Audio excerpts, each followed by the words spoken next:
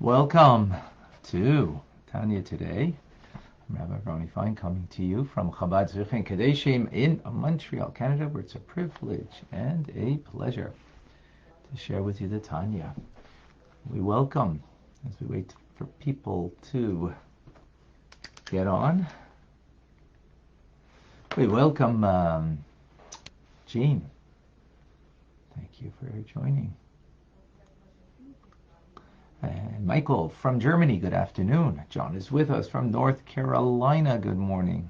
Doug Boker Tov, Jan is with us. And Art in Michigan, Boker Tov. Robert in Boston, Shalom. Clem in Brisbane. Internet is working in Brisbane, great. Chaya in Israel. Oh, okay, the Holy Land, thank you for joining. Usher in Memphis, Tennessee, good morning. And June is with us in Australia. Good evening. Daniel Aleichem Shalom. Gary, good morning. Davida and Liba in New York. Good. Welcome. Tim, in Texas, Boker Tov. Stan, greetings to you and all the way in London, England. Mogi, I'm sure I pronounced that wrong. Boker Tov.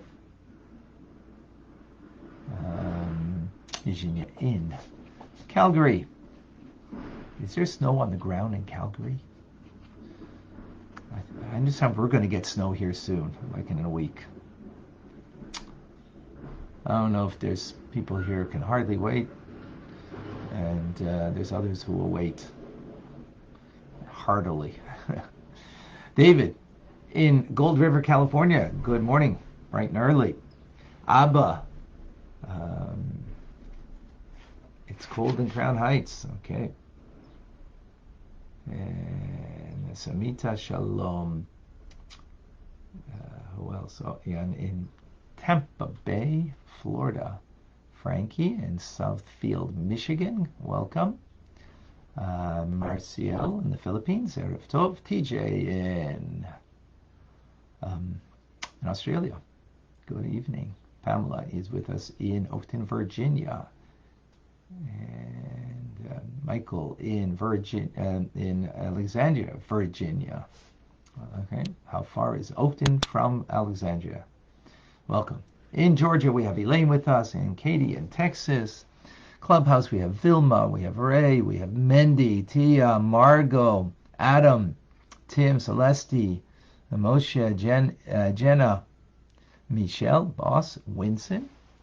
Instagram, we have Sienta Telebenta, we have Tupper Yid, some names I can't make up. Shmeidre, I don't know, is that what it was? Marlene, and Sonia, Akoy in Peru, pet photographer, and more. Okay.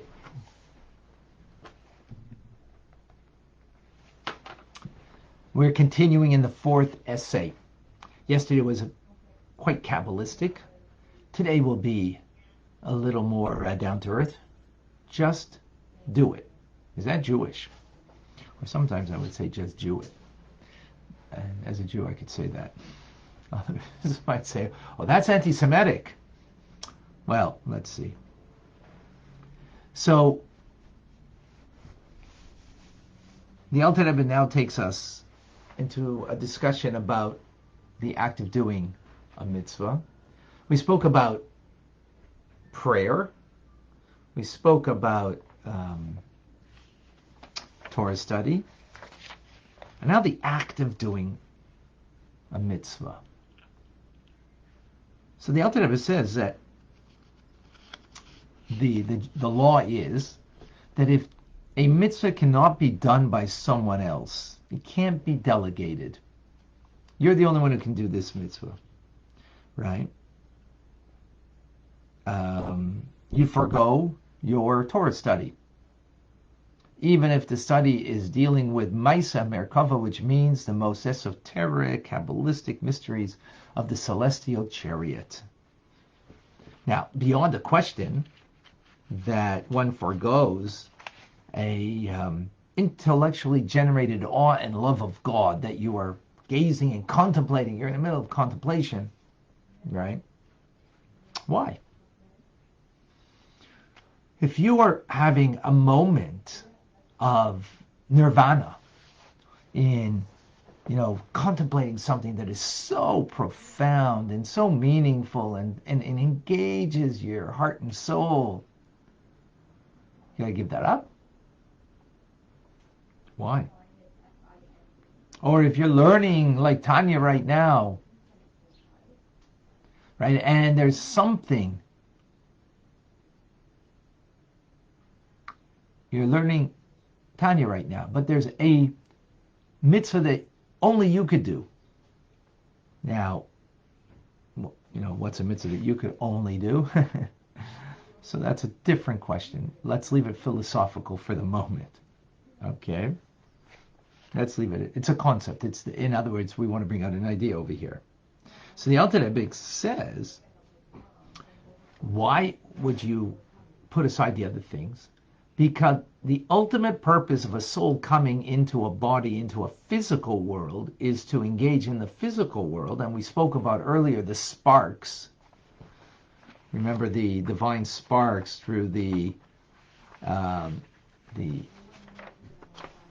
primordial breaking of the vessels that left to shards, left of sparks of holiness that are found throughout the spiritual worlds, but primarily in the physical world. And the ultimate purpose is to take those sparks that are of holiness, that are trapped, to extract it, elevate it, and hence refine. And that's the purpose of creation. And therefore, the practical mitzvah, which is engaging the physical of this world, is the ultimate where you find this. Okay, that's a philosophical idea. We did speak about this at great length, if you recall, just briefly, if you remember. God's name, the Tetragrammaton, the Shema Etzem, the essential name of God. God has many different names that bring out different ideas. But the essential name of God, the Yud and a Hey and a Vav and a Hey, called the Tetragrammaton. Shema Vaya in Hebrew. So when each letter in Hebrew, when you say the letter Yud, well, it's written,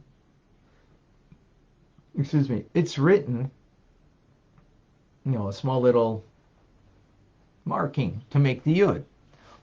But the pronunciation of the Yud is not just that letter. When you pronounce it, it'd be spelled out Yud, Vav, Dalid. Right? Meaning, that's the full way to express that letter.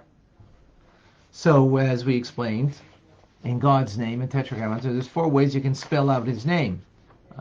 And without going into it, as we did in great length previously, there's Shema, Sag, Ban, Ba'av, that are numeric values of 45, 63, 52, 72. So we explained that this name of God, therefore, represents different aspects within God's creation. The name Ban is those sparks. So we're looking for the Ban, numeric value of 52, within creation. And we have the power of Ma, the power of God within us, that we can extract. We have the power. Angels don't have that power. Souls in heaven don't have that power, but you and I do here. To extract that husk that has a spark of holiness in it, a spark of divinity in it, and to take out the good from there. And what do? We elevate it to the name Sag, the 63, which is the source where it comes from in the world of Tohu, the world of chaos, as we explained at great length. I hope you recall that at great length. Okay? So, what do we have here? That those sparks that fell primarily into the physical world is why we're brought down into this physical world. If we weren't needed in the physical world to engage in those sparks, then we wouldn't be brought here. But we are brought here. And therefore, that is the primary concern. Okay? Again, the refinement of the sparks by means of the practical mitzvahs. That's one point of why the practical mitzvahs, just doing it, is very Jewish. In addition, the practical mitzvahs, in other words, done in deed, in action, and their study, far transcends any intellectually generated awe and love of God. Why? So now we're going to go into, and this is maybe for some people very counterintuitive, and when you think about it, the other faiths and other teachings, aside from these Kabbalistic teachings, will probably suggest that, the spiritual, inspired, mentally produced love and awe that one feels for their creator, for the divine, is like, wow, isn't that the ultimate? So the Alter Rebbe says it's not, and he explains. It's great, and yes, meditating upon, God's presence and God's realness in this world, and that how we are totally bound up to Him, and He's the only reality.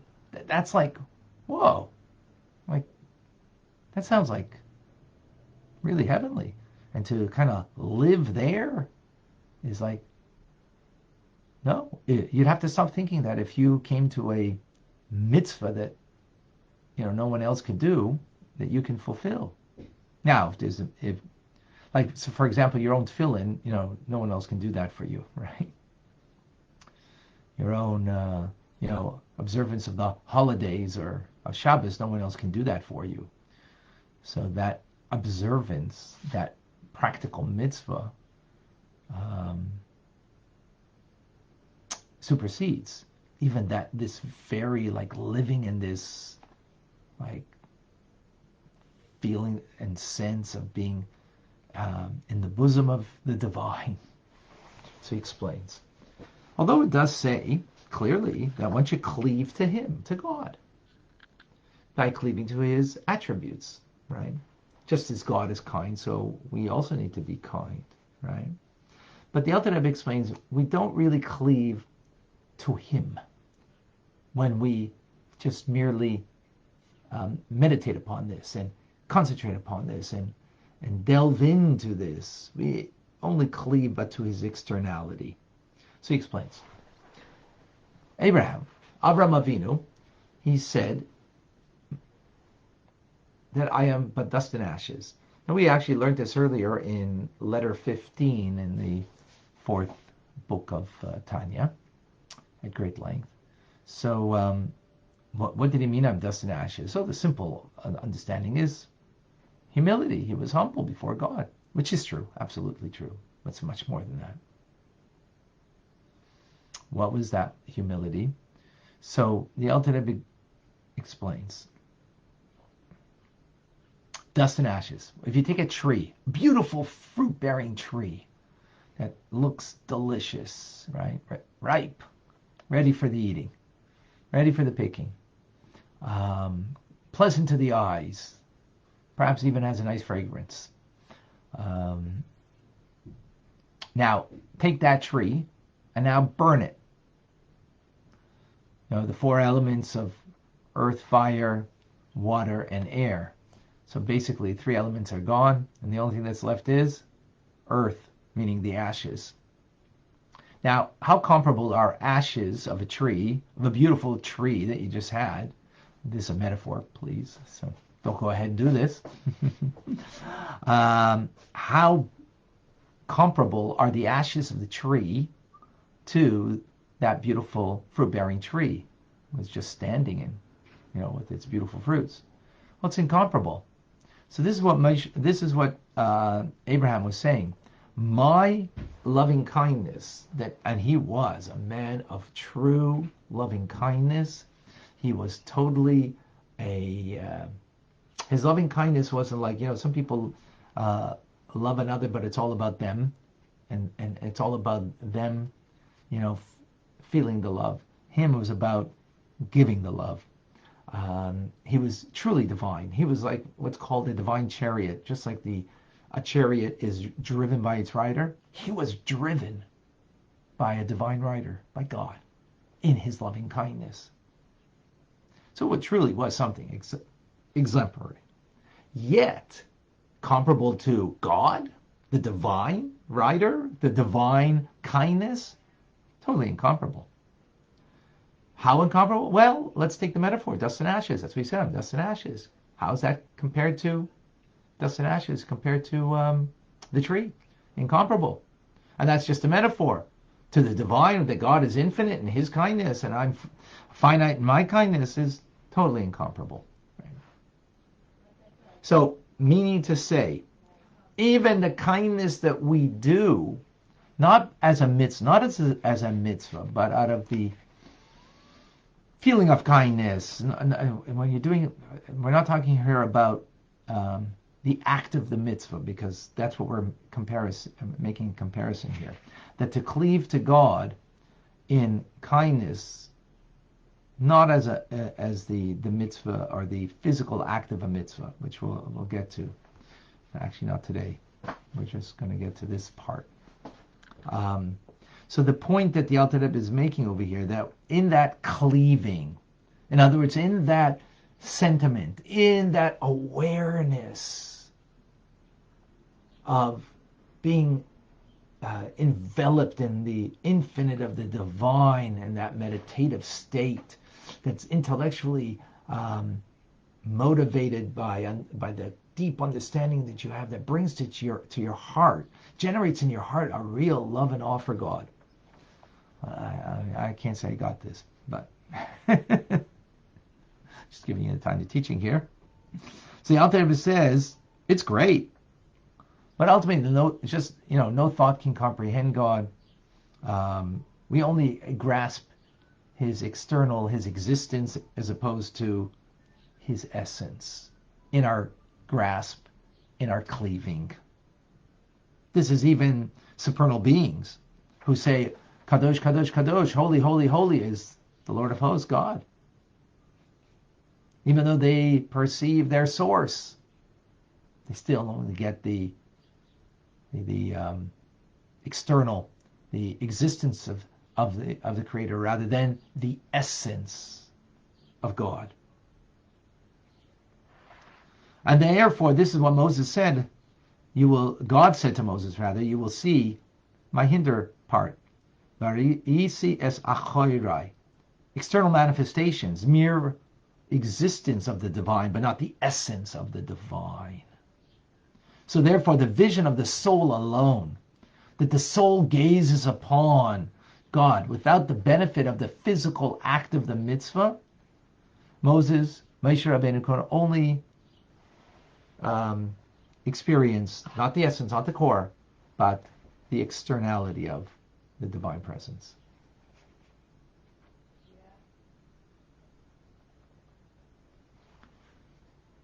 Okay, let's unpack this. Let me give maybe a metaphor for this. It's like you're at the Grand Canyon, you're at some wonder of the world, and you're like, wow, this is amazing. This is like greater than great. This is so divine moment. You're just awe-inspired. You're feeling the love even, right? And it stays there. That experience is external of the divine presence. And you connect it to God. I'm not saying that, you just say, nature's nature and it's not connected to the divine. No, you connect it. You very much connected to the divine. Yet, it is just your cleaving in the moment, your sense of connectivity in the moment, um, when it's not connected to the mitzvah, right? So you're only connecting to the external of the divine presence, as opposed to that moment you go and take a coin and say, because of that, you've been kind of motivated to do something, to do mitzvah, and you give charity then.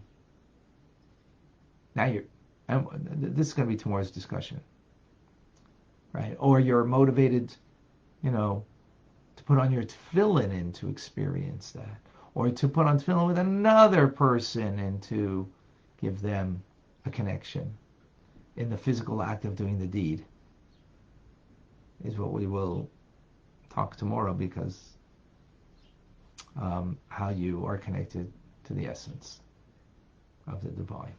But that's tomorrow. So again, as I mentioned, this is like counterintuitive, because we feel that the spiritual experience, and this is what I want to, everybody's looking for experience. Some of you actually come onto this class and look for experience, and maybe you're not getting the experience, and therefore you tune out. Versus, the learning itself to the essence of the divine in the active learning.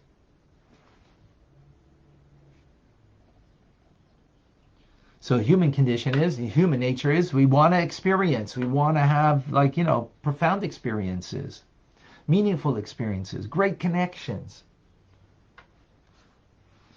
The ultimate purpose, well, we said, is first of all the physical, engaging in the physical, as we mentioned, the sparks, that was one point. And then this point is that in the physical act of the mitzvah, we actually have the true divine connection to the core essence of the divine of God, as opposed to the, I don't know if you call it, it's external, circumstantial, or not touching the core. By way of metaphor, I don't know if this just came to my head. Take it or leave it. When do you really connect to another person? When you're awed by them, when you're enamored by them. Wow, amazing you are. And you really feel a profound connection? I suggest not. I suggest that that's not the real, true, deep connection. That's an aspect of them. Is that them? Is that them? No. That's a reflection as how you understand and you perceive in your mind about them, and that, tickles you pink. In the end, it kind of reduces itself to you, and that you're tickled pink by that person, and you're enamored by them, awed by them. But if that person were come to ask you to do something, maybe even a small, insignificant thing for them, all of a sudden by doing that,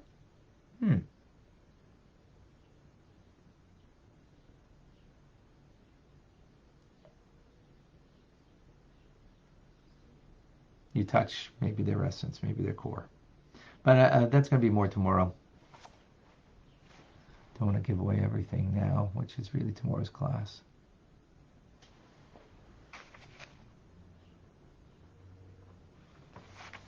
Questions, comments, thoughts?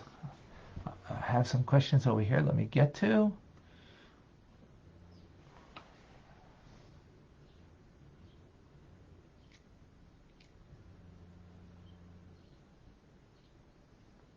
Two question marks before you ask your question, please.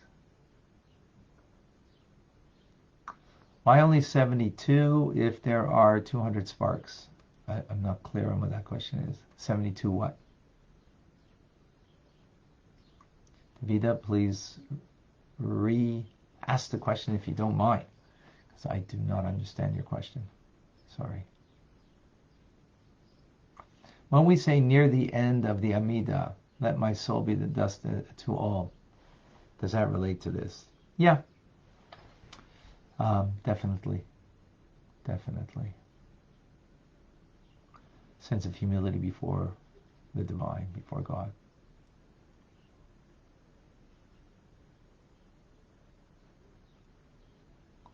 Okay. David has a question. Oh, yes. David has a question. How does the notion of emanation of God tie into the experience and the essence of the divine? So there's the infinite of God, Ein Sof as we call, beyond creation. Then there is creation, and in between there's something called emanation.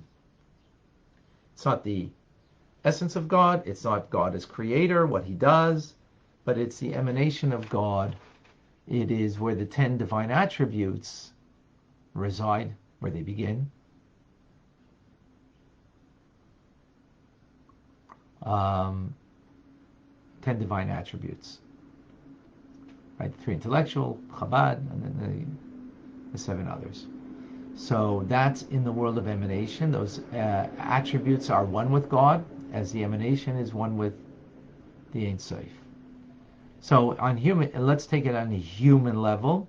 On a human level, there is the essence of the person, the divine soul that is beyond any kind of particular description, core essence. Here's what you do, right? And there's what you do. And that's like, God, what he does, creator.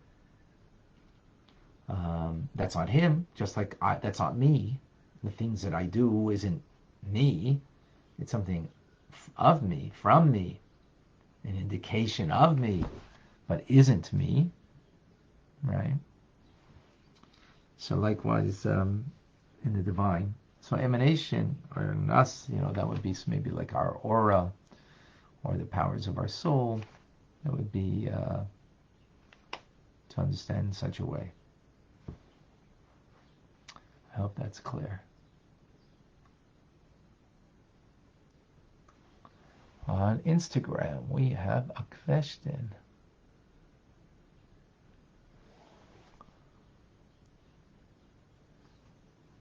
Poetry professor, how do you understand the cultural differences? Every culture have some good in them. How do you understand the culture of society from Torah and Bible? Yep, every culture has some things that are good and things that are not. The only thing that we have that is, whole and complete and divine is Torah. And that's why we learn Torah. So we have the essence of the divine. Okay. Clubhouse, anybody? Michelle, Ileana.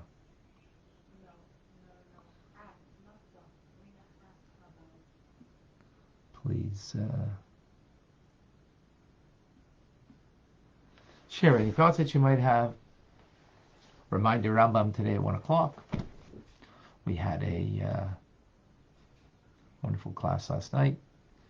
By the way, can always get everything on my YouTube station at youtube.com/Tanya Rabbi. You can find everything, almost everything.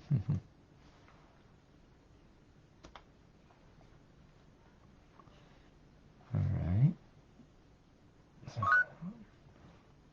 Oh, Eliana. Hey, morning. Not really a question, question, but I did want to throw out a plug for the anti-Semitism class on Wednesday. Thank you. As a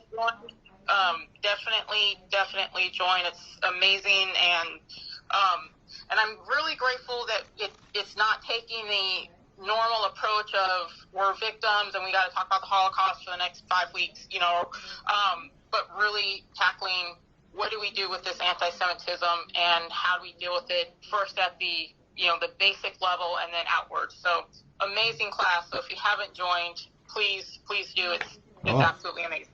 All right, Eliana, I think I'm going to put you on the marketing committee. Thank you. Yes. I will accept because it's incredible. Thank you. So yes, Wednesday night, for those who did get a chance, you can go to JLI Montreal, JLIMontreal.com to sign up. It is. I must concur. The content of the stuff of the teachings is really phenomenal. It is a new look at it, and exactly like Eliana said, we unfortunately use the Holocaust to be victims. And actually, I'd say another point, Eliana, as we mentioned in the class, is that when the poll was taken on how Jewish people view their Jewishness and what makes them Jewish, so to speak, the Holocaust was like the number one thing. 76% of American Jews felt that their Jewishness was defined not only, but more about the Holocaust than anything else. And we quoted from Barry Weiss, a former, I think she was an op-ed editor of the New York Times, or on the editorial staff at least. I don't remember exactly but the editorial staff of the New York Times. And she said, Jews were not brought into this world to be anti-Semitism. We were brought here to be Jews. And that's what we're learning about. And it's exciting. Thank you again for the plug. And again, JLI Montreal, if you didn't get a chance to sign up, if you would like to, you would be able to get the link from the first class. You'd have everything. And that link, I must say, is unlisted, is only for those who take the course. All right. And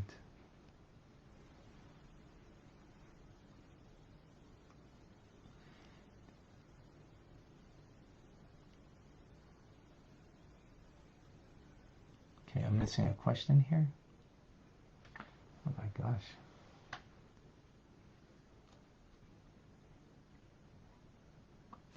If there are 72 names relates to the sparks, why then are 72 when there are 200 sparks? There are 288 sparks, by the way. Originally, at least. 86 remaining. So I'm not certain. I don't know what you're making the reference to, Davida.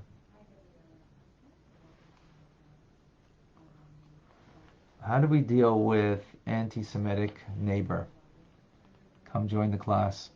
I'm sorry. As a daughter of the Holocaust survivor, I don't understand why it seems people keep saying that the Holocaust has to take a back seat regarding anti-Semitism. It's in the course.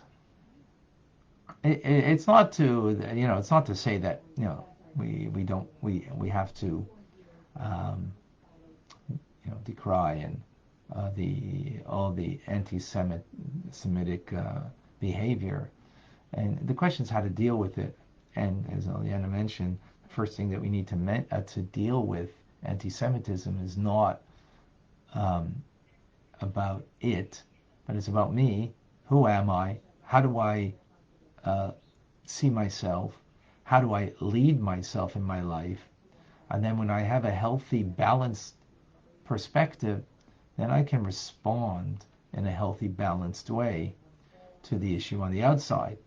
Can't deal with something on the outside when the inside is not in a healthy, good place. So if your whole identity, for example, is kind of based on anti-Semitism, well, that's not good. How it means, like I mentioned by the class, there was I once gave a Holocaust course, also a JLI course. It was great, and a Holocaust survivor who I had known previously took the course and was very agitated and was very, he studied in Cheder when he was a child, but Holocaust, everything he threw off, all Judaism and God and everything. And so at one point, we became very friendly. So I asked him, so with what are you Jewish? So he says, "Weil ze ich kann nicht sein," as he would say, he said in Yiddish, because them I can't be.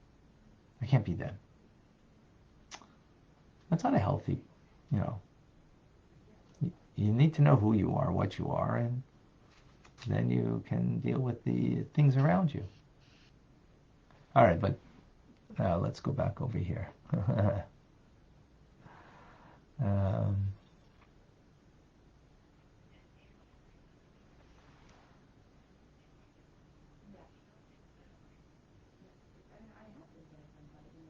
Okay, I think I might be missing something here, but you'll have to excuse me. There's a glare right now that I'm having.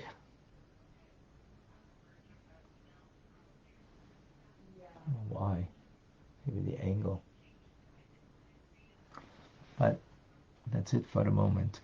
All right, folks. Our conversation will continue tomorrow. So please do continue. Join us tomorrow. Same time, same schedule. Same station. And 1 o'clock Rambam, Maimonides. We started a new book, the 8th book. It's very exciting. The book of Avodah, of the divine, of the service in of the Holy Temple. Very fascinating. Okay, I'm Rabbi Ronnie Fine coming to you from Chabad Zurich and Kadesh in Montreal, Canada. It's a privilege and a pleasure to share with you, Tanya. Have a wonderful day. Thank you for joining. Be well.